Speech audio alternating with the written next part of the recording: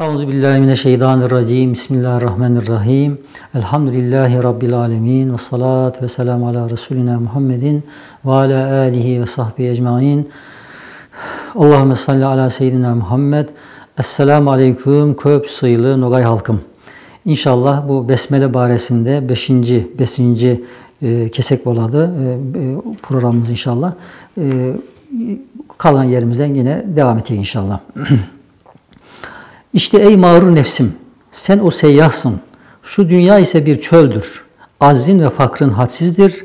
Düşmanın hacatın nihayetsizdir. Madem öyledir, şu saharanın malik ebedisi ve hakim ezelisinin ismini al, ta bütün kainatın dilenciliğinden ve her hadisenin karşısında titremeden kurtulasın. 4. kesekte bundan az bir şey aytıbıdık. İnşallah bu yerde biraz daha aşağı bu mevzudu. Çünkü önemli, çok mühim. Ne gidersek bizim bir hususiyetimizden, bizim bir vasfımızdan, bir sıfatımızdan bir yöde ayttı. Ne o? Bizim aciz ve fakir bolganımızdan ayttı. Şimdi ne kadar hadsiz dedi. Yani hadsiz ne demek yani? Sınırsız, sonsuz demek.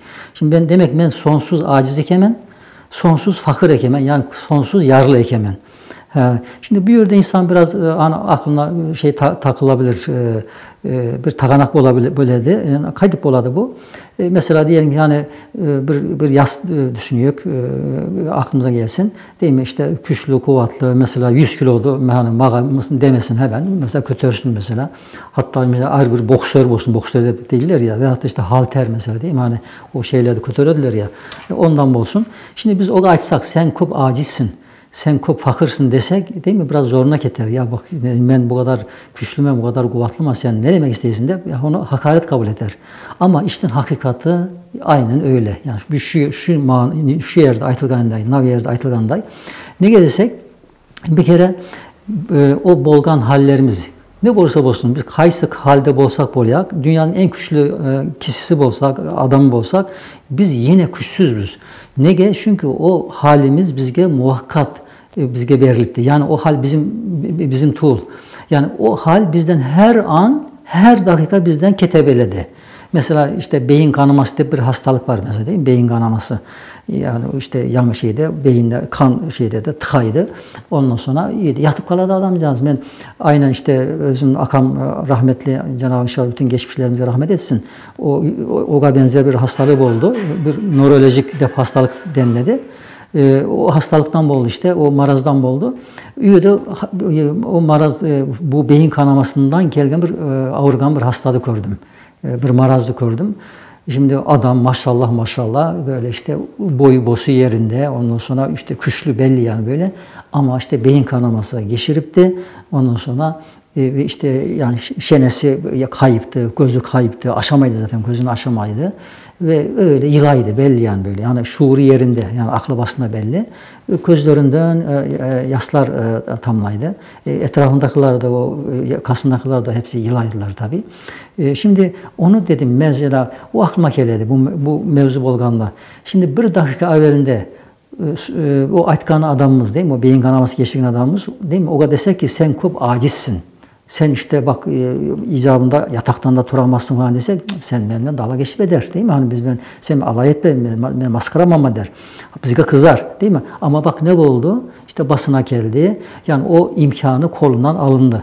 Demek ki bizim bolgan her halimiz Allah'tan bize bergeni muhakkat, hani geçici de, Türkçe'de geçici de baytıladı. Yani muhakkat, yani bir gün kolumuzdan alındı yani.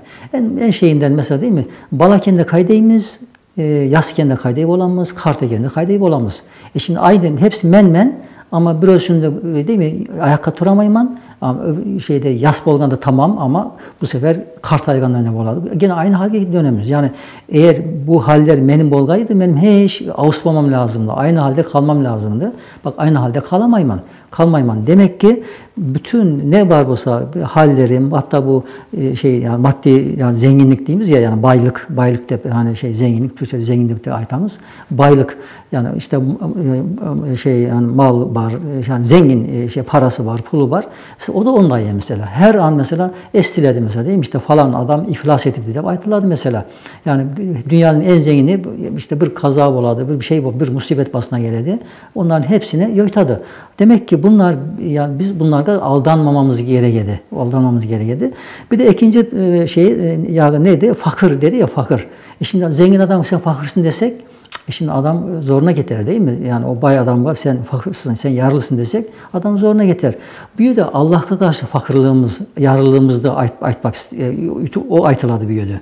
Yani birbirimize karşı birbirimizden zengin oluruz, bay oluruz, fakir oluruz, yarlı oluruz. Ama Allah'a karşı hepimiz yarlımız. Hepimiz fakirimiz, hepimiz oğa muhtaçmız. Mesela kim aytabilir ki ben bundan sonra hava solumu yakmam. Tamam yeter men aytabilir miyiz be? Yani en zengin olsun, kuşlu olsun, kim olursa olsun. Yani böyle bir lafta aytabilir mi? Men ta yemek ben, as iş bir ben, as yemek ben, su iş bir ben de aytılır mı? Benim güneşke, kunga benim ihtiyacım kalmadı, muhtaçlığım kalmadı. Tuğmasın. Aytabilir miyiz be? Şimdi yerlerden sular çekilse, tartılsa değil mi? Yani var mı bir çaremiz? Güneş bir gün çıkmayı verse yerinden, tuğmayı verse var mı bir şeyimiz? Nedir çaremiz? Demek ki hepimiz ne borsak bolayak, yani hem insanlar, hem hayvanlar, hem işte yanvarlar, hem bitkiler, ösümlük, yani bitkilerde, Türkçe'de bitkilerde baytıladı, ösümlükler, ölenler, ne bolsa yani canlı ne bolsa hepimiz Allah'a muhtaçız. Ona karşı hepimiz yarlımız, fakirimiz. İnşallah yine bu manada bir yerde kesiyek inşallah. Ana kesekte yine kalan yerimizden devam ederimiz. Ben tekrar hepinizde selamlayman. Esselamu Aleyküm ve Rahmetullahi ve Berekatuhu.